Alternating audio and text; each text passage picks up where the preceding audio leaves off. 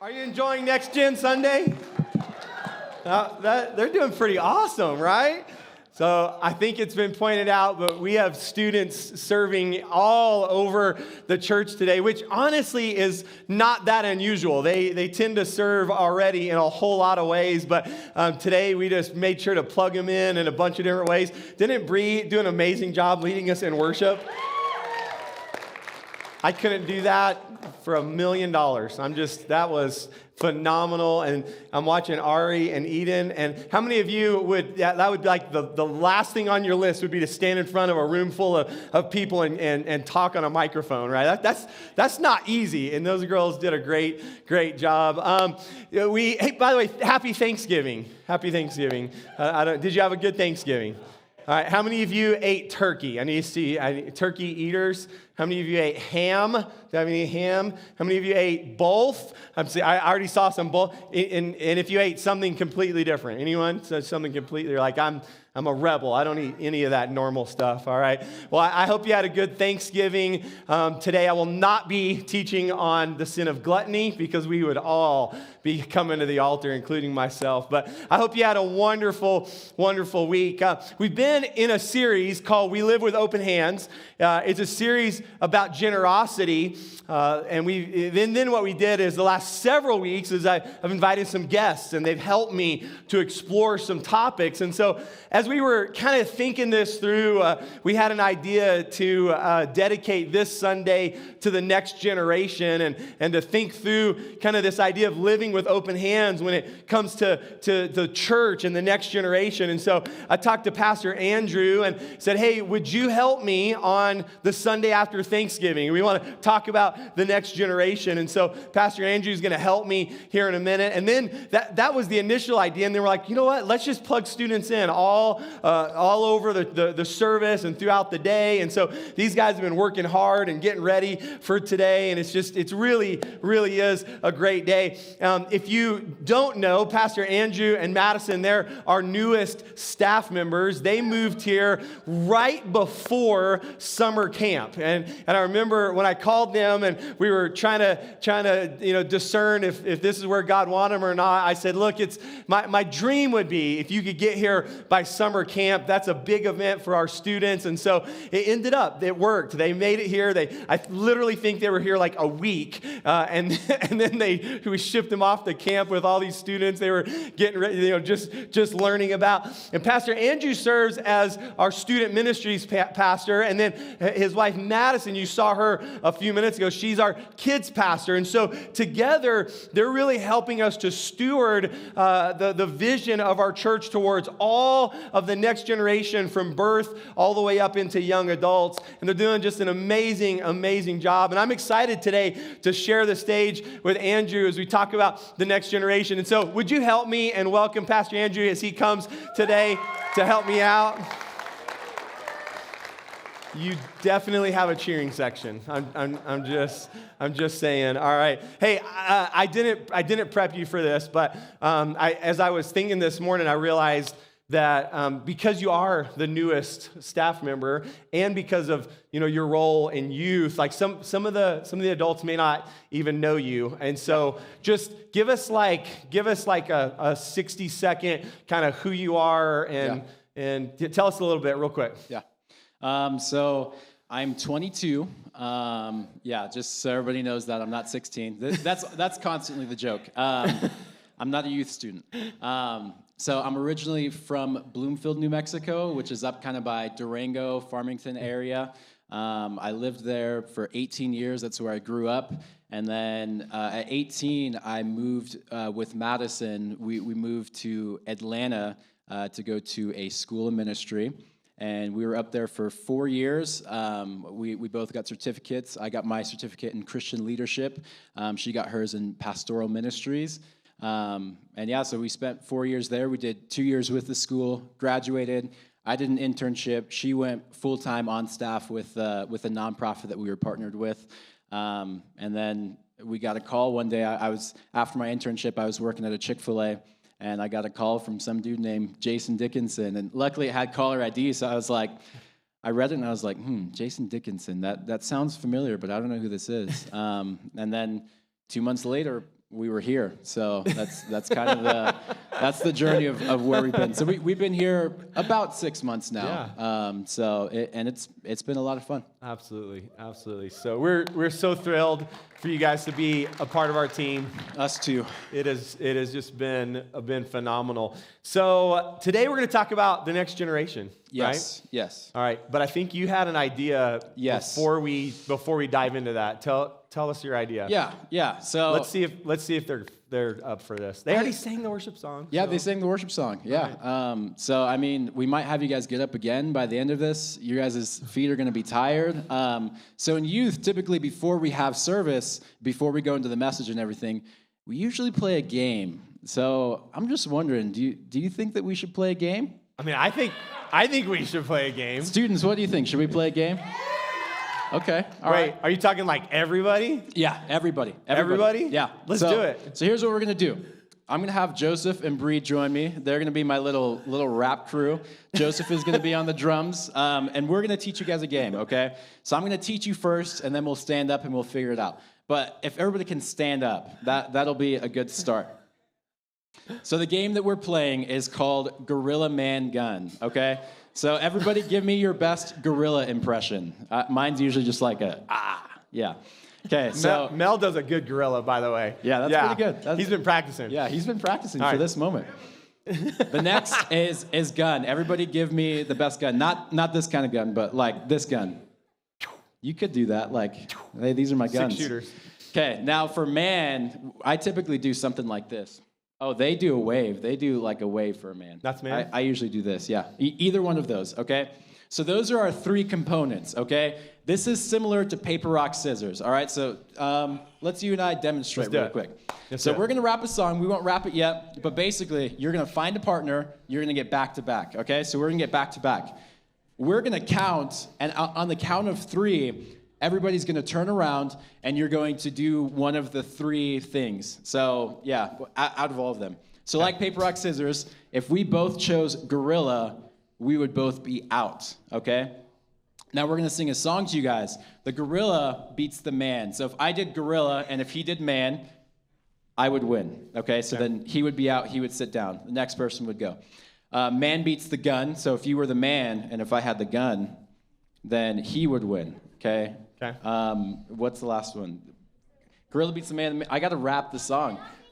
Gun beats gorilla. Okay, so then if you have the gun and if I'm the gorilla, then I die. Okay? Does that make sense to you guys? So if you get out, you sit down, and then we keep moving. Okay? And so the idea is everyone's gonna play. If you lose, you sit down. Yep. Winners, you're gonna across the whole room find another person that's still in it. Yep. We'll wrap it again. Yep. And we're just gonna keep going until we have a winner. We'll get the final ones right up front so we can watch. Yep. And there is a prize. There is a prize. There is a prize. We won't tell you what it is yet, but you'll see. There is a prize. You're gonna want it. I'm just telling you. Yeah, you're gonna want it. Okay. Should we do a practice round? Yeah, we can do one practice round. All right. So listen to the song. Bree's gonna rap the song. You guys might just have to hear what gorilla beats, what man beats, what the gun beats. All right, let's do a practice. So everyone, this is your practice. Find a partner back to back. Find a partner back to back. We'll do this one real slow, this first one. All right. And here's how it's gonna go.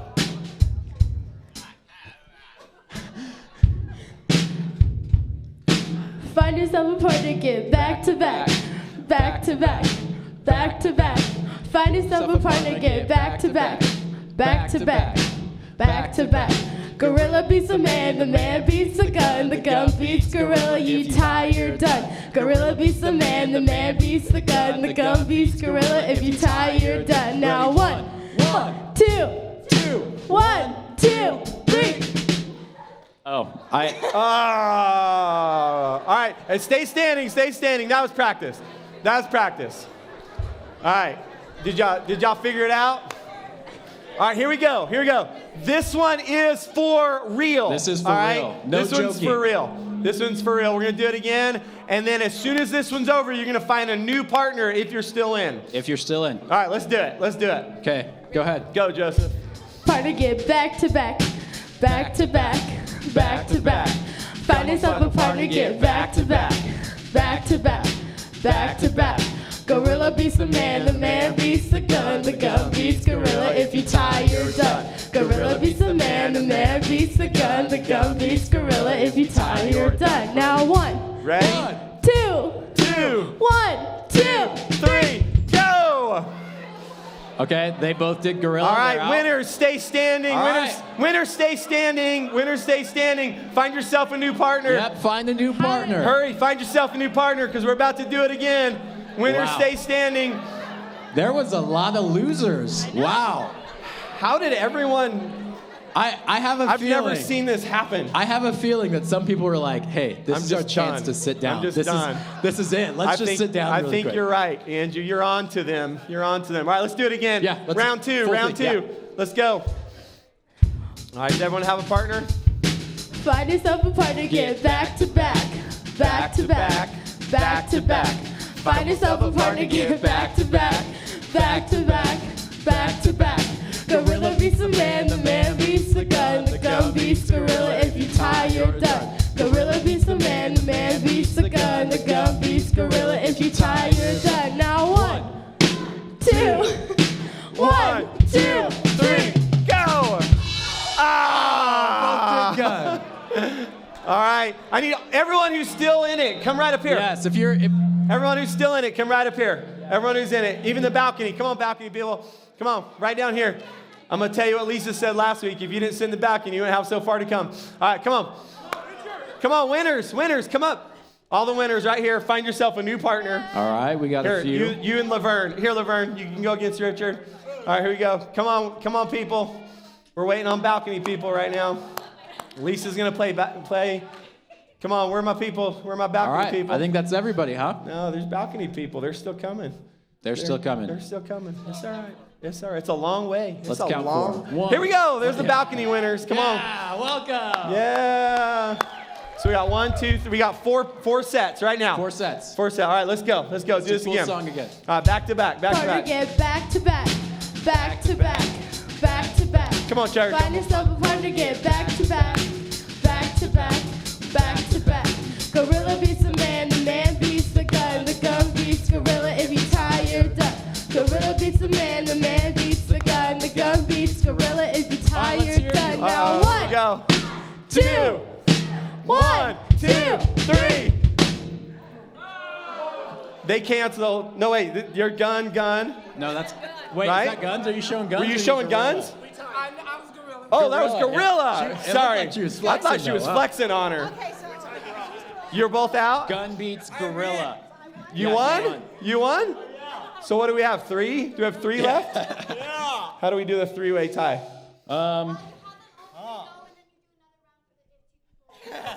Ari knows. All right. Apparently. All right. A 3-way back to back. All right, there we go. Let's do this thing again. partner, get back to back, back to back, back to back. Find yourself a partner, get back to back, back to back, back to back. Gorilla beats the man beats the gun beats gorilla. If you tie, you're done. Gorilla beats the man beats the gun beats gorilla. If you tie, you're done. Now 1, 2, 2, 1, 2, 3. Gun beats Michael, gorilla. Michael wins. Do we have the prize currently? Or Lisa? Yeah. So, hey, Michael, let me tell you about your prize. Lisa's going to get it for you, okay? All right, so if you haven't noticed today, a lot of our team, we're wearing some new Harvest merchandise. Pastor Andrew is wearing the new Harvest Youth shirt, all right? And that we've got one of those for you, Michael. You get to sport the new Harvest Youth shirt.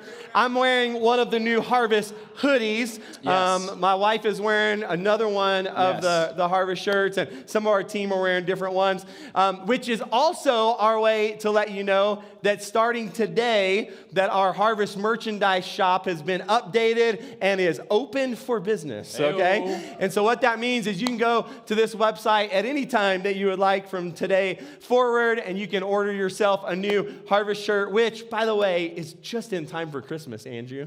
Isn't that perfect? Yeah. Just in time for about gifts. Christmas. Talk about gifts. So if really you want love someone. yeah, if you really love someone, you would buy them a Harvest piece of merchandise. Harvest Youth, Right? Specifically, Specifically, you'd yeah. rep the next generation, Yeah. right? All right? Are y'all enjoying Next Gen Sunday? All right, hey, thanks for being a good sport. Yes, and, thank you for that. Thanks for going along with the kids' song. By the way, I do vote that we should do worship like that next week, Sarah. So if you could be ready for like the kids' actions and all the moves, that was pretty fun. That was pretty fun. Good luck. Good luck. Good luck. All right, so let's talk about the next generation. And let me kick it off, Pastor Andrew, because I want to make sure that I kind of set the tone. I want you to know, Andrew, that it is super important to Lisa and I for Harvest to be a church that is for the next generation. Yes. Another way that I might say it is it's a vision of ours to be multi-generational. Yep. Sometimes churches will just naturally gravitate towards a particular generation. Yep. And then what happens is everything becomes about how that generation expresses their faith.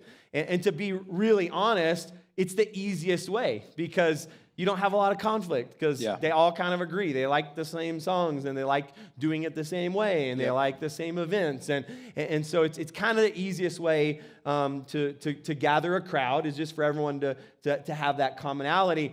But it's important to Lisa and I because we also believe it's biblical for a church to be multi-generational. Mm-hmm. And so I just wanted, that's why a day like today, I want you to know as the next gen pastor, this is not a throwaway Sunday for us. This isn't a token let's put some kids on stage. It's really, really important to us to be about the next generation. So you and I have had some conversations about a multi-generational church. Talk to us a little bit about kind of what you see when you think about a church being multi-generational. Tell us what you think that looks like. Yeah.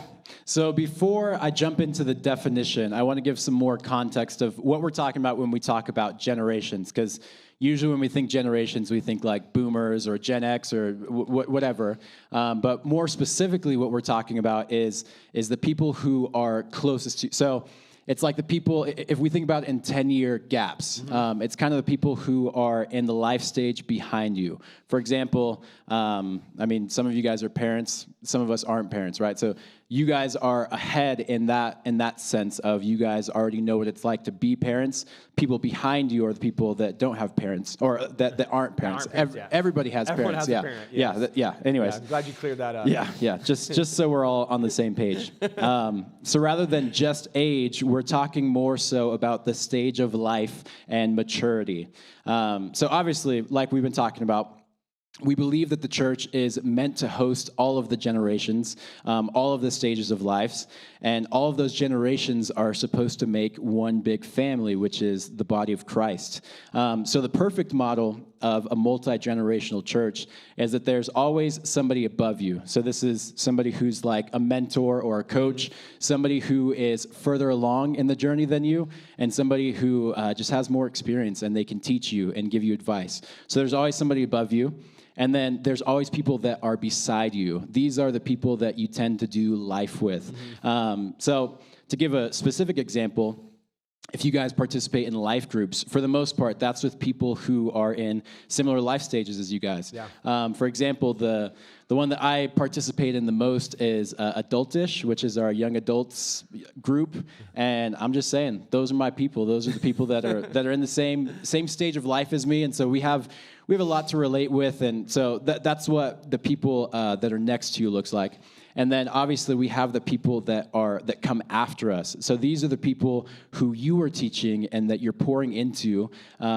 These are people that you can typically give advice to because you've already walked through their stage of life. Yeah, absolutely. I love the picture you're describing, that there's someone ahead, someone with you, and someone behind you. And I didn't think about it till you were talking about it, but like Thanksgiving kind of probably for most people kind of illustrated that like in our homes, right? Yeah. Like people gathered and you had multi-generations Right. coming together and, Yep. eating turkey and doing the whole thing. And that's the picture, the in the scripture, I think. The scripture uses a lot of family, vocabulary and imagery Yeah. to describe that. And I think it's beautiful. And honestly, this is the way that Lisa and I want to live our lives. This is the way that we want to pastor Harvest. I mean, the truth is, for those that have been here for a while, our church knows a lot of our mentors. We've been able to bring them in over the years, and people, Right. and introduce the church to some of our mentors, the Hennessy's and the Wilsons and the Hayes and all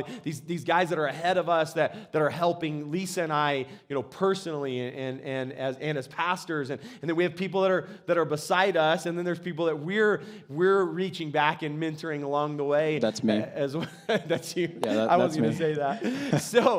So that's for sure. That's for sure the way that Lisa and I want to live and how we want to pastor Harvest. So I'm curious your perspective. That's what we want. So what's the issue? Like, why don't we see more of this, or why don't we do a better job at creating this idea of a multi-generational church?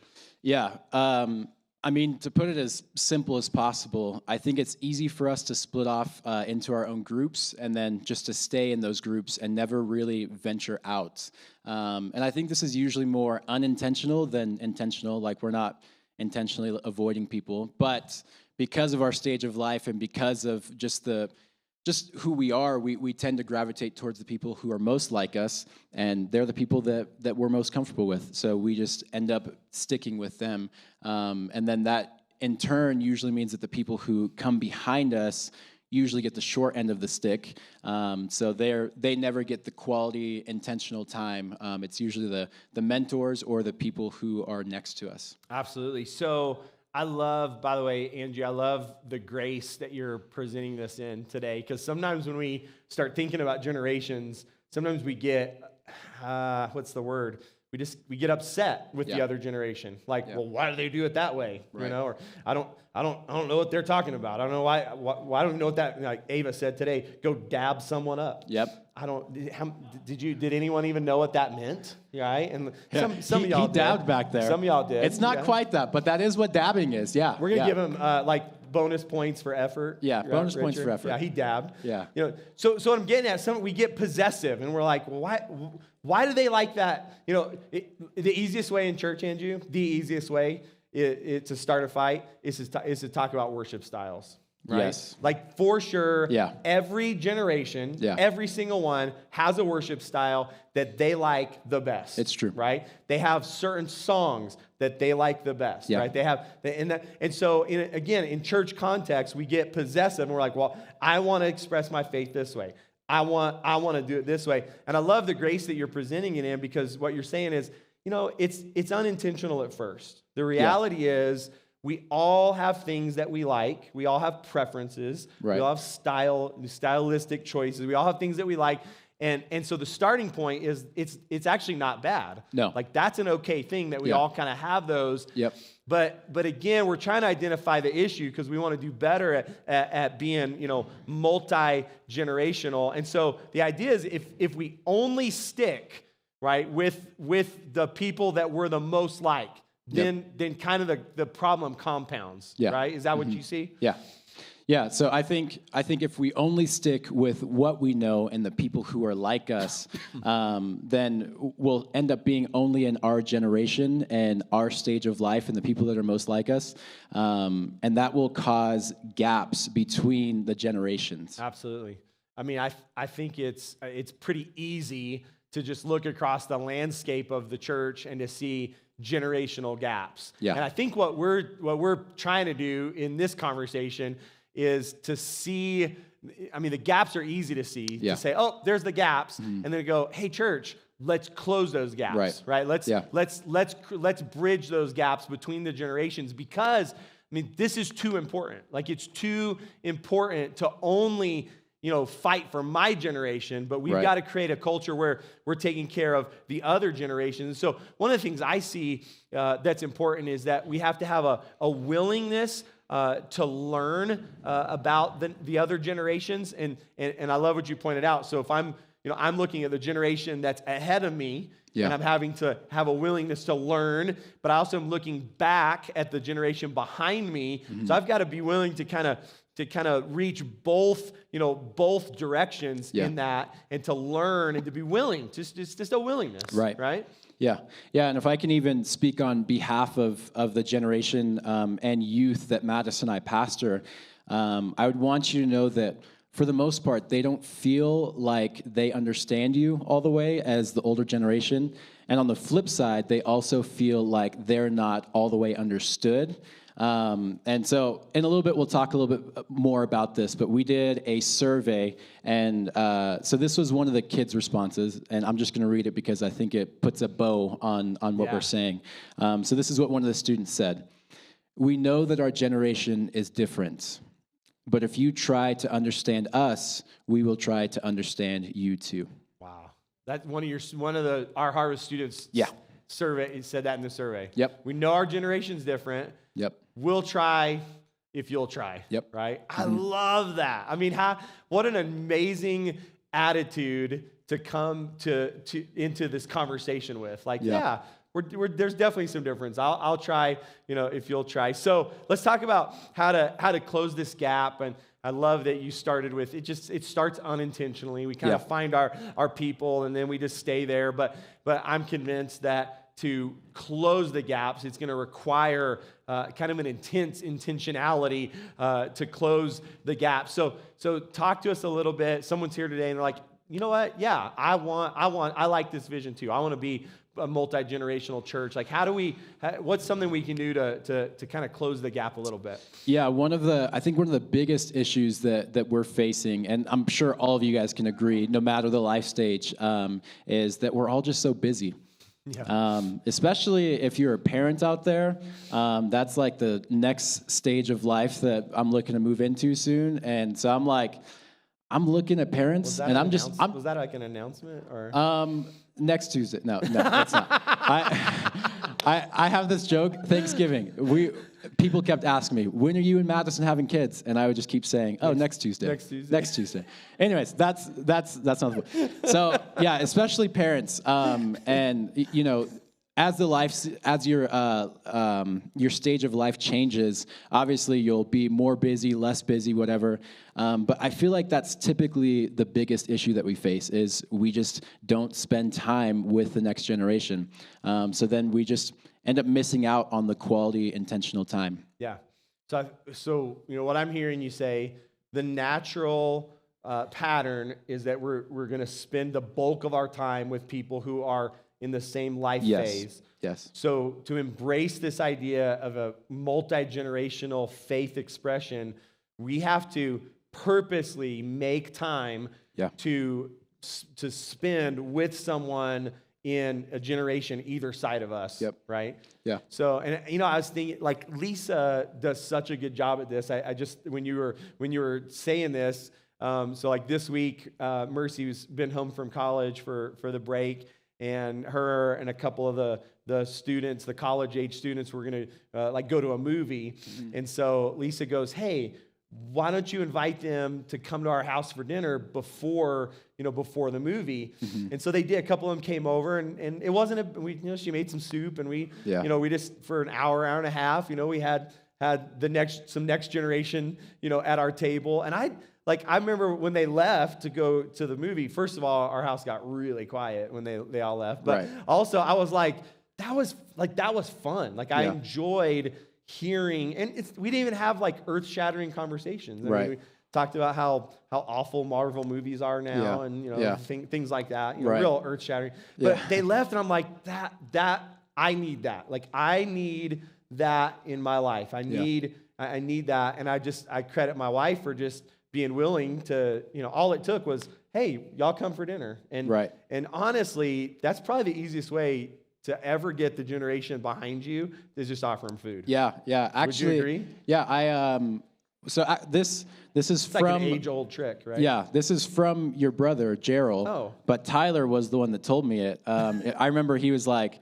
"Man, the best ministry that you can do is not from the stage, but it's at Dion's after youth." Yes. And anyways, that I just figured Man, I'd my plug that in brother there. is smart every once in a while. Yeah, He I mean, really Dion's is good. So shout out to you, Gerald, if you're watching.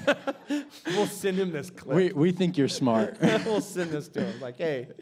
So spending some time. That's what we're talking about. Intentional time with the next generation. And I know, like, this isn't where you were going with this, but I want to make a plug that another way to invest time in the next generation when you're in a local church is to serve in a ministry with the next generation, either with or for, right? So I want to give a couple of shout outs. Lisa and I, as we were thinking about Next Gen Sunday, there was a couple of people that kind of came to our minds, all right? So one of them is Guy Gleason, all right? And Guy, I'm bragging on him, but he's actually in kids ministry right now, all right? So y'all have to tell him we bragged on him. And the really fast story is that a couple of years ago, we were getting ready for camp, and Lisa's like, I don't have a man to become and be a counselor for our boys. Yeah. And we had tried everything. And so we kind of, on a Hail Mary, announced on a Sunday, we're like, we are needing a man to go to camp. And it was like a week later. I mean, it was coming up on the deadline. And the Lord stirred Guy's heart. And he comes and he says, Lisa, I'll do it. I'll go and I'll be the counselor. And so he goes, and I mean, he dove in headfirst. Like, he drove the van, he pulled the trailer, he spent a week in the dorms with those boys. And I'll never forget it, because he came back and he scheduled a meeting with Lisa. And he comes in, he had tears in his eyes, and he said, Pastor Lisa, I can't believe the things that these young boys are having to go through. He said, while I was at camp, the Lord put it in my heart, and I'm here to tell you, I'm going to give you a solid year. For a year, I'm going to serve in kids ministry, because these boys need a man as a role model. Yeah. And he signed up for a year, and he served. And I'm just, of course, you know some of this. Yeah. Because he's extended that. He's now in a second year, or third year, I don't know. And like Madison was telling you and I this week, like, when he's not there, the boys are like, where's Mr. Guy? Where's Mr. Guy? You know, I mean, they love him. They look up to him. They need him, right? And so, and I just had to give a shout out, because I love, and to be, I'll just tell you, we'll just pretend they're not listening, okay? It's really easy, honestly, to get ladies to sign up to serve in kids ministry. True. It really, really is. Mm-hmm. Men, they're not up to it most of the time. Yeah. I mean, they're just not. They're sissies. I'm just telling you. I mean, they're not listening, but I'm just telling you. It's just me and you talking, right? Yeah. I love when a man steps up. I love it. I love when a woman signs up to you, but I love when a man steps up. Okay? Yeah. And I have to give a second shout out, because this is a new one. Probably, I don't know, 3 months ago, maybe we made an announcement. We were like, hey, we're looking for some couples specifically to serve in our nursery ministry, all right? And we knew that ladies would probably do it. What lady doesn't love holding babies? And, that's all. But to get a man in the nursery, this is a big deal. Yeah. And I don't exactly know how this happened. It doesn't matter at this point. But Leslie and Larissa signed up. They were actually the only, I think they're one of two couples that signed up to serve. Mm-hmm. And so they've been serving. They've done it like 3 times now. They're in the nursery. And last week, they come to our pickleball group. And so we were talking to them. They were just telling us stories about being in the nursery and just loving on these kids and being with them. And I'm like, you guys are so awesome. Yeah. Like, you're investing in the next generation. Yeah, give them a hand as well.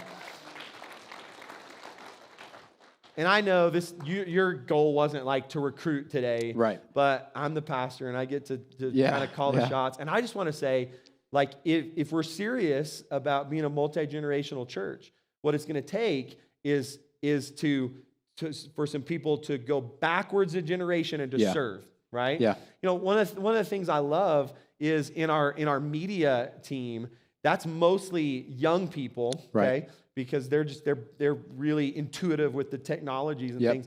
But you've got Pastor Tyler leading that team. You've got guys like Richard Gibbons who are on that team who through serving together, they're building relationships across generations. They're learning together. They're growing together. So there's just so many ways to do that. And I just wanted to throw that in there, because I think what you're saying is time, intentional Right. time Yeah. to bridge that generation. Yeah. Right? Yeah, and if I can even speak more into that, I think it's really hard to start relationships. And so doing something like serving with somebody or serving somebody in youth ministry or kids ministry, that is like the best relationship starter. That's actually part of the reason why we wanted to be here before camp, was because camp was going to be such a big opportunity to serve the students and to be with them, that the relationships would just thrive from there. So, Absolutely. So anyways, but if we're being honest here, we're kind of talking about another issue, and I think it's a real problem that is in the church, where a lot of times we come and get poured into, but we never really pour back into others. Mm-hmm. So then we end up just being consumers and not contributors. But the beauty of a multi-generational church is that we're all contributing. We're all being poured into while simultaneously pouring into those beneath us, and the people that we're mentoring. And that creates this flow of wisdom and insight and just favor from the Lord and just like God stories that we get to pass down that ultimately benefits everyone. But when we stop pouring out, we dam the flow and end up hurting ourselves and the rest of the church. Mm-hmm. And we can actually see that pattern in the Old Testament. One generation will witness the miracles and the faithfulness of God, and God will command them like, hey, pass these down to your children and their children. Yeah. And at some point, the ball was dropped. The next generation, it said that they forgot who their God was, that they forgot God and his faithfulness, and then they did what was right in their own eyes, and they were no longer really following Jesus. They did things their own way. Yeah. And so this is kind of one of the big things that I want you guys to hear, is where there's gaps between the generations, there's a lack of understanding. And so when there's a lack of understanding, there's no real way to relate with each other. And if we can't relate with each other, relationships are going to be hard to make, and they're going to be hard to maintain. That's so good. Good, Andrew. You know, I was thinking as you're talking about it, I'm personally thankful that I grew up in a multi-generational church. And I joked about this last week when Lisa and I were talking about parenting, and we were talking about discipline a little bit. And I made the comment, I said, in the church I grew up in, and this is true, my parents are here today, they can verify this, every teacher I ever had in church, like Sunday school, kids, youth, Royal Rangers, all the programs, my parents gave every single one of them permission to spank me. Yeah. I mean, every single, and they took it. I'm just telling you, they were like, okay, you know, I mean, and I joke about it now, and Lisa said last week, she's like, you probably needed it, and I did. Yeah. I mean, in other words, it was beautiful. I didn't think it was beautiful then. I now think it's beautiful. Right. I needed lots of influences in my life. Yeah. I needed lots of people looking out for me and teaching me and training. I mean, I really and I joke, like we like our Harvest seniors group that we have now. We had a group then, and it was called the Prime Timers, by the way. Prime Timers. It was the Prime Timers, and they adopted my brother and I. I mean, we had like 30 sets of grandparents, and it was awesome. But we loved it. We absolutely, I was so thankful for that generation, not discounting this ADHD, rambunctious, crazy kid, and just like, well, he'll never amount to anything. Instead, what I saw was they leaned in.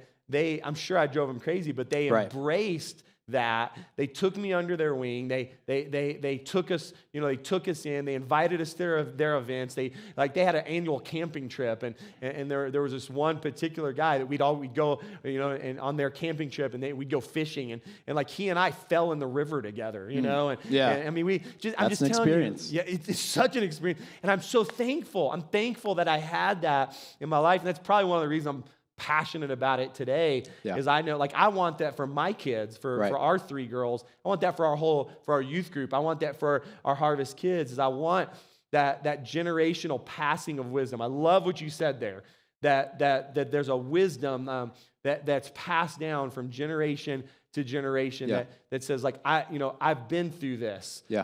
I've learned this. My faith has grown. Let me help you with this. I just love that so much, and I just know that we need it so desperately. So let's talk about kind of closing the gap. And you mentioned earlier, let's talk about this a little more.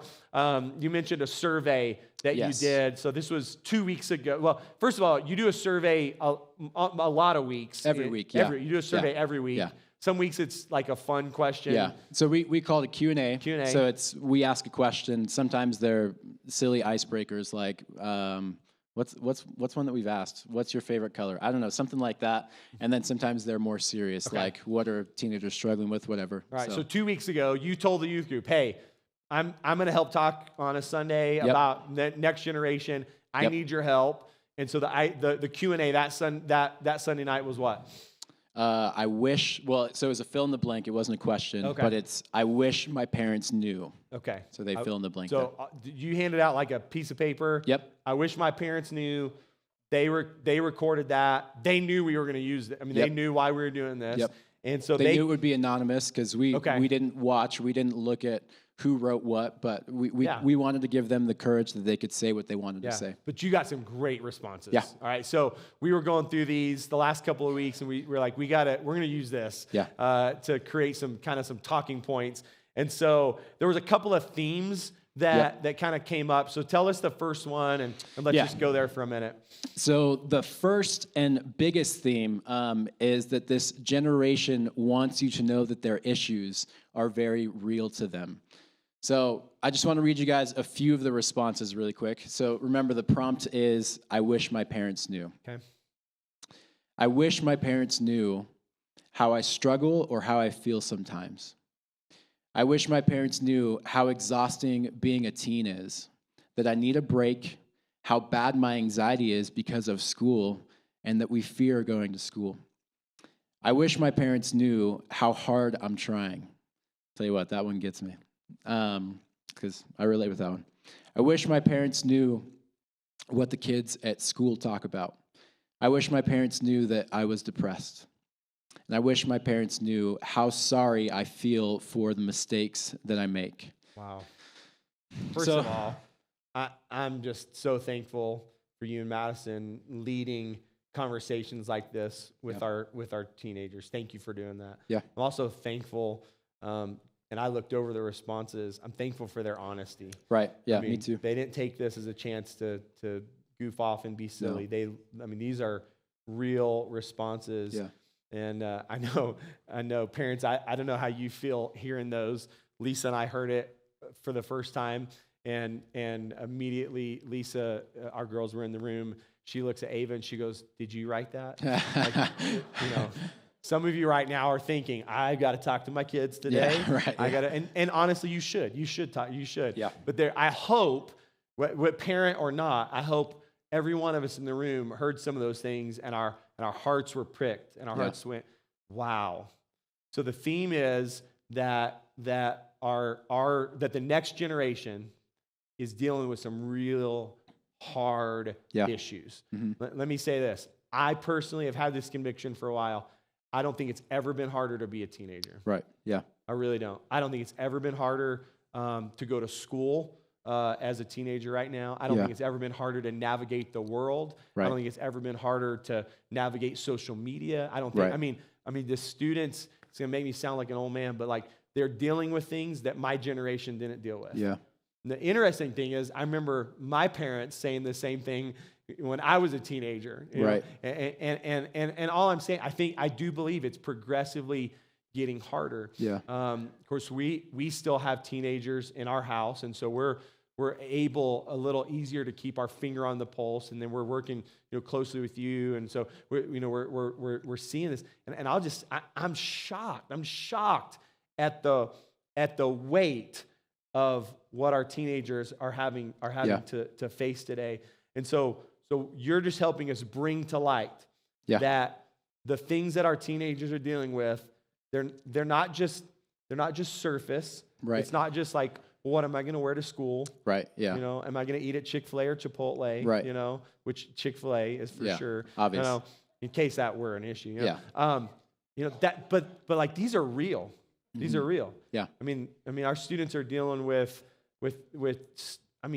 intense things. Yeah, if I can even make a plug there, one of the ones that we had that I'm not entirely sure what the full meaning of it was. I mean, it could have been like kind of joking, but it was, I wish my parents knew how to use technology. And so that's kind of funny. I read it and I'm like, yeah, me too. I wish my parents knew how to use technology. But one of the real struggles. We think that too. Yeah. One of the real struggles, seriously, is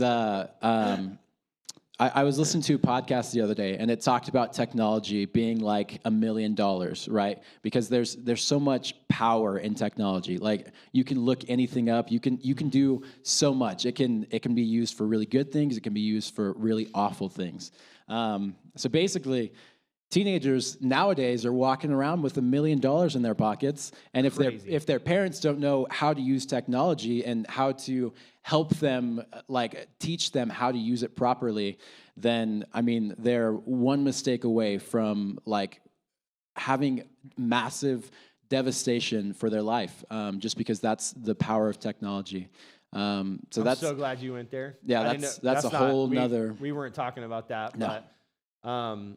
I read a quote that I'll share. It was talking about like internet and social media boundaries. Yeah. And it says because of the access we have godlike omniscience without godlike omnipotence. Yeah.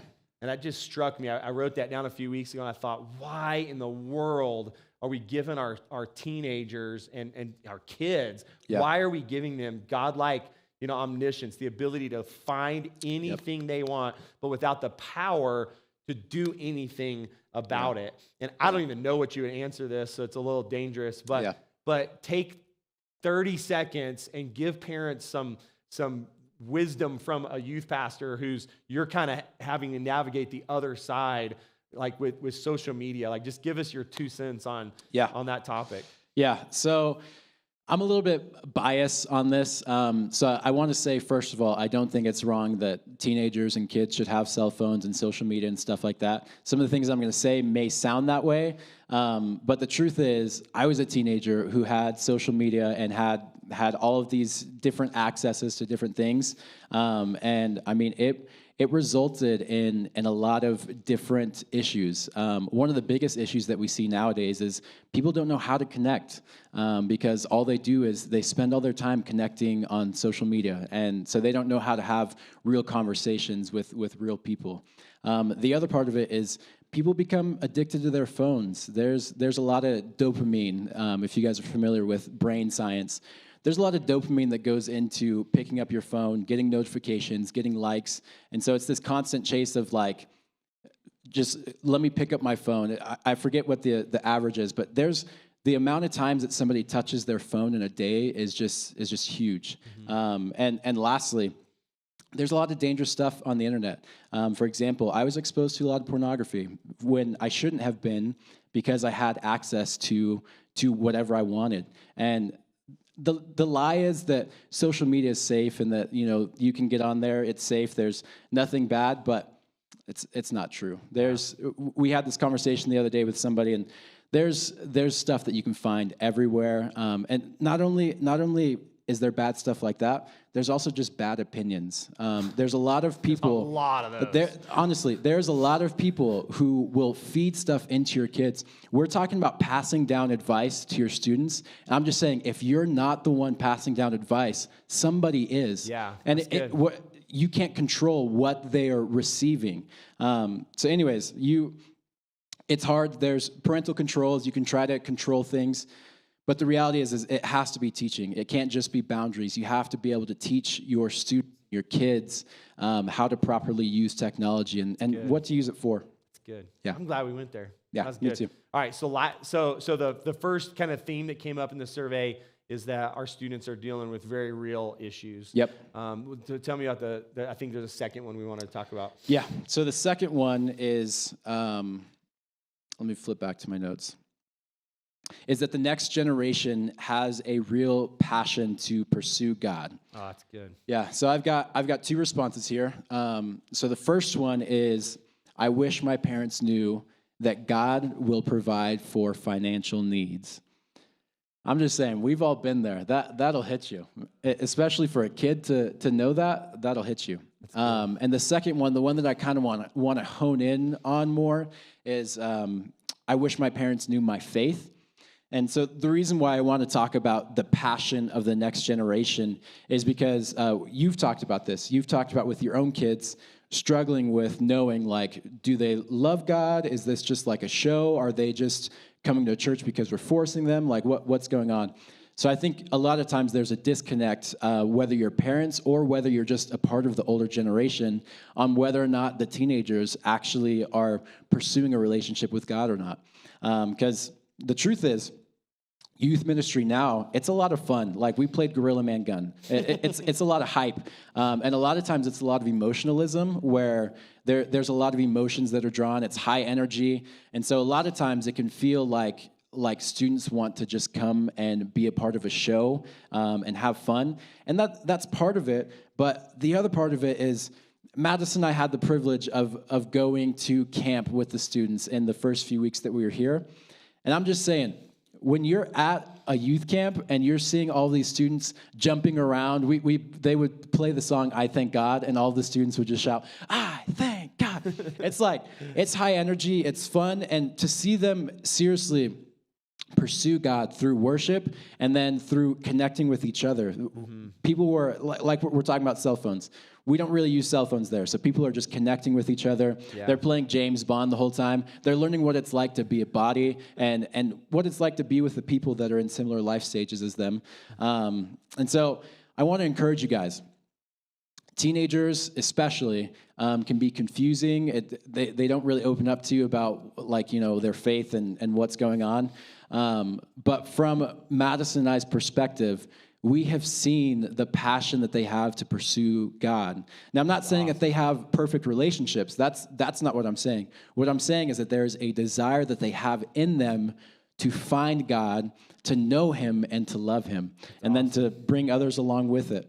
That's part of why the next generation is so important, because if they have that desire, somebody's got to feed into it. Yeah, absolutely. And something that this does, Andrew, knowing that perspective, that the next generation, what your perspective and what came out in the survey is, there's a genuine desire, to pursue a relationship with God. Yep. That allows me, even though I don't maybe understand, right, that gap, that's the lack of understanding, even though I don't understand some of the ways that they might do that, the things they might, but there's a trust because I know that their heart is pursuing the things of God. And I think that's important for us to be able to give some grace and go, okay, I want to sing that song. Right. I want to do it that way. I don't want to play Gorilla Man Gun, right? Whatever it happens to be. But the heart is they're pursuing a relationship with God, and that's what we want. That's what we want. So that gives us some trust there. So I was thinking about, I love the survey, and it's so helpful. And I was thinking,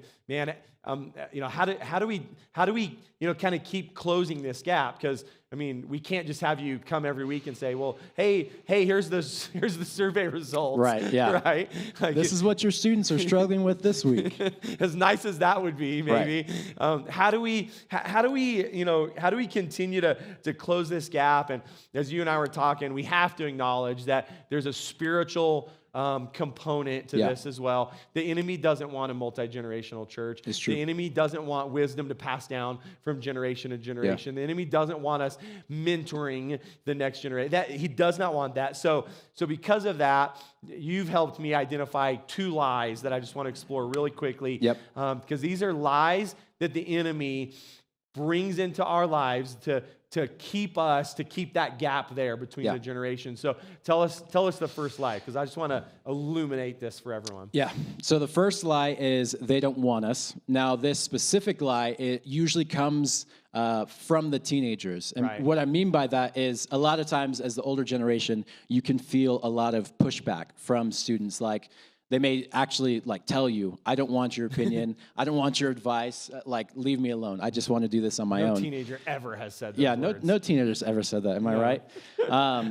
So I know for me, when I was a kid, I'd get in the car after a long day at school, and my parents wouldn't be able to get me to stop talking. I would just tell them all about my day and how much fun I had, what I did, what I learned about. And at some point when I became a teenager, something flipped where I became a little bit more independent and I started doing things on my own. And instead of me just telling them everything, they would have to really pry me with questions. And my responses to the questions were usually yes, no, or And then, I mean, sometimes they wouldn't even get they would just get the shoulders up. Just the shoulders? Yeah, and not even like a big, just like a little, little head nod.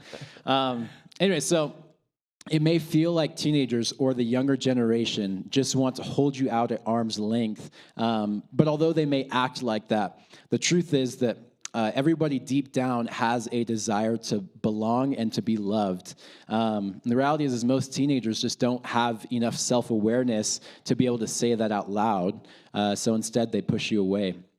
But the truth is they want you on their team. They want you to encourage them. They want you to tell them that they're doing a good job. And honestly, this is a hard one, but they want you to tell them when they're doing something bad or something wrong. They won't want it in the moment, but when they look back on it later, they'll be able to say, all right, that was helpful to me. So if I can sum this all up in one sentence, it would be this. They want you to fight for them. They want to know that you care for them, and they want to know that you are doing what's best for them, even if it doesn't always feel like that in the moment. That's good. So I'll just sum it up. The lie is that young generation saying to old generation, they don't want us, right? And so the worst thing that the old generation can do is say, oh, okay, right, they don't want us. Yeah. So see you later. I'm done, right? And what you're encouraging my generation to say, don't believe that lie. Yeah. Right? Don't, even if the words are, we don't want you, we don't want to listen to you, you don't know anything, whatever, to push back into that and to not believe that lie and to know that underneath the surface, it's really a cry for help. Right. It's really saying, hey, we actually want you to fight for us. We actually want you to believe in us. We want you to be a part of our lives. Is that right? Yep. All right, I love this. Second lie is what? Second lie is they don't need us. So this is the lie that the older generation can usually believe about themselves. So this isn't necessarily from the younger generation. So for some of you, you may feel like you don't have much to offer anymore, especially as you get older. You know, I made the joke like, I'm going to say it. You're there now. You guys are going to hear my humor. You're there now. The joke was, what is it? You may not be able to... By the way, he said this last night, and Madison's like, Madison told me not to. Don't do this. Yeah. But at least it tells me to not say things all the time. Yeah, but this is like actually a bad joke. I should listen, but you're not going to. So. Anyways, the joke is, even if you can't touch your toes, you can still touch these students' hearts. But if we're being honest, seriously, usually the older that you get, there tends to be this lie that you hear that your prime years are over, that you may feel like you don't have much to offer anymore.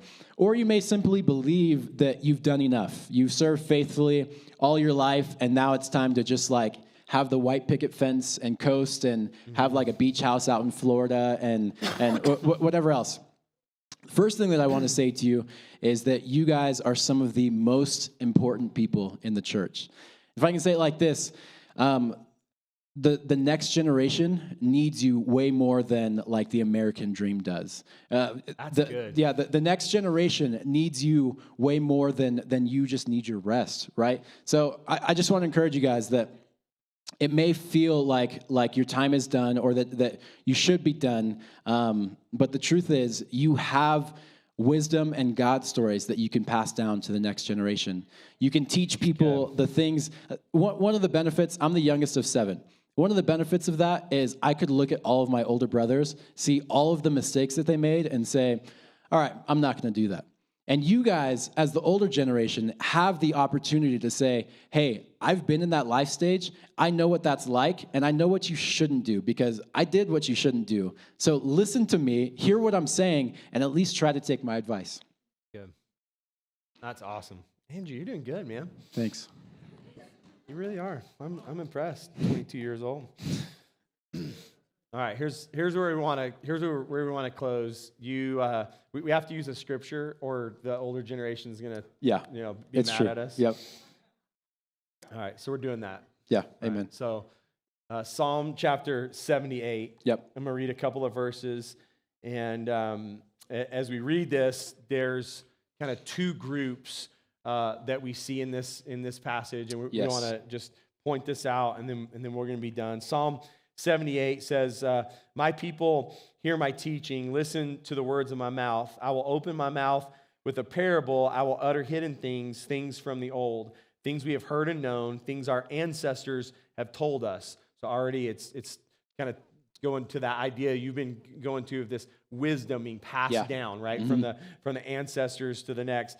We will not hide them from their descendants. We will tell the next generation the praiseworthy deeds of the Lord, his power, his wonders that he's done. He decreed statutes for Jacob and established the law in Israel, which he commanded our ancestors to teach their children, so the next generation would know them, even the children yet to be born, and they in turn would tell their children, that then they would put their trust in God and would not forget his deeds, but would keep his commands. They would not be like their ancestors, a stubborn and rebellious generation whose hearts were not loyal to God, whose spirits were not faithful to him. Yeah. So before I get into the two groups, if I can even just talk about, the promise that's in here. In verse 7, it says that if we tell the stories to the kids, and if we give them that advice, they would put their trust in God and would not forget his deeds, but keep his commands. And I like verse 8 too. It says, they would not be like their ancestors, a stubborn and rebellious generation. How many of you guys can honestly say that in your walk, you have at one point been stubborn or rebellious? Yes. With that, if you can look back and realize the areas that you have been stubborn and rebellious, then that means that in turn, the younger generation cannot be like you in those ways where they can learn from your mistakes, and rather than just repeating history, you can tell them like, hey, these were the mistakes that I made. This is what you can do differently. And then if they choose to listen, then in verse 7, they'll put their trust in God and they will not forget his deeds, but they will keep his commands. So we're addressing two groups of people in here. The first group that I want to address is the people who are already pouring into the generation. Yeah. First thing that I want to say to you guys is a big thank you. Yeah. I know I can see some of you guys like intentionally spending time, and obviously we've got leaders in here that help me serve in youth. We've got leaders like Guy who are serving in kids. So I want to say a big thank you to that, especially for the effort that goes unnoticed and unappreciated. A few weeks ago, Libby shared, and she said that there was a lot of people who made an impact on her life that they don't even know. And for me, there's a guy that lives in Aztec, New Mexico. His name's Bill, and I'll tell you, he was old when I was a kid, and he's old now. So he's been old the entire time that I've known him. He was old when you were a kid. Yeah. But now he's old. Now he's old. Okay. But there's so many ways that he poured into my life that I've never told him. I've never called him and just been like, hey. You should do that this week. I should, actually. You should call Bill. Yeah, I think he's pretty sick, so it probably would be a good time. Yeah. And that took a twist. Anyways. Why'd you go there? I don't know. I just thought of it. I'm like, I got to be intentional with my time. Anyways. But yeah, seriously, I remember he would tell me like, hey, I had a dream about you last night. And he would be like, hey, I woke up in the middle of the night last night with you on my mind, so I just started praying for you. And I remember being a teenager thinking like, do I say thank you? Like, what do you just told me that you pray for me. Should I be offended? Like, am I doing something wrong? Right. I don't know. I was a teenager, so I was just confused. But Bill is somebody who had a major impact on my life. He gave me some good advice right before I went to college that really opened my eyes to just the revelation of what false teaching could look like. And I've never told him. So I especially want to say thank you to you leaders, and especially to you parents that are actually really trying to raise your kids in a godly way. Even if it's unnoticed, just know that God sees you and that He'll reward you for your faithfulness. And there's a second group that I would like to address, and this is this is the group that they know in their heads that the next generation needs them. So they know that there's things that they should do, but they just haven't done it yet. So it's in their head, but not necessarily in their heart. And the way that we said it in Harvest one time that I liked was, it needs to get from your head to your heart so that it can get into your feet and your hands. That's another one of the cheesy jokes. But anyways, you guys get the point of that. So my encouragement to this group is to learn to be intentional. Because the reality is, you're not going to be perfect at it. And if you go in with the expectation that I have to be perfect, you've already messed up. So there's already no reason to do it.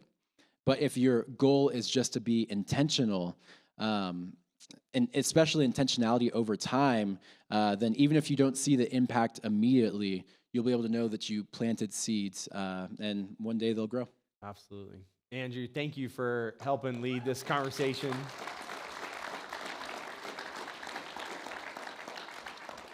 I'm hopeful. Yeah. I'm hopeful.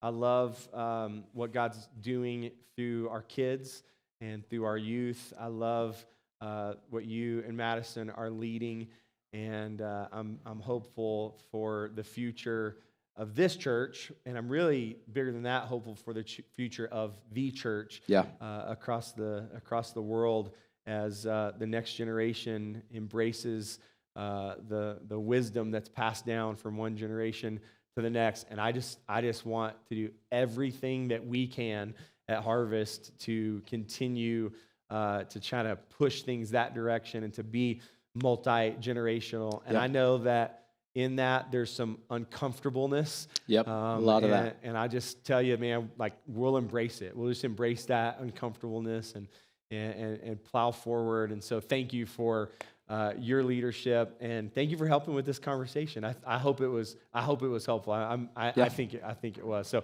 would you give Pastor Andrew a hand this morning? Worship team, why don't you join me one more time? Church, why don't you stand with me?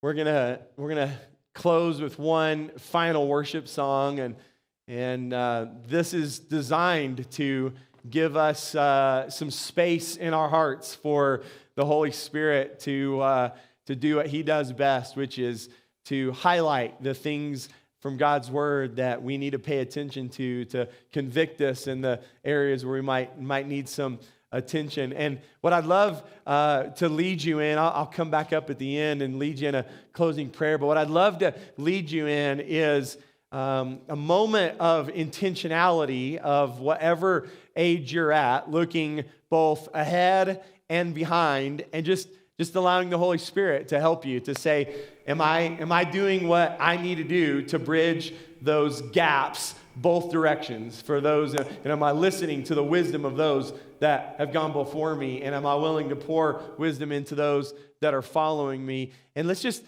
have a moment where the Holy Spirit allows that intentionality to really come to the surface, and we'll just embrace that. And I'll come back and we'll close you in a prayer. But worship team, would you lead us in one final song? And church, let's just allow the presence of God to come into our hearts.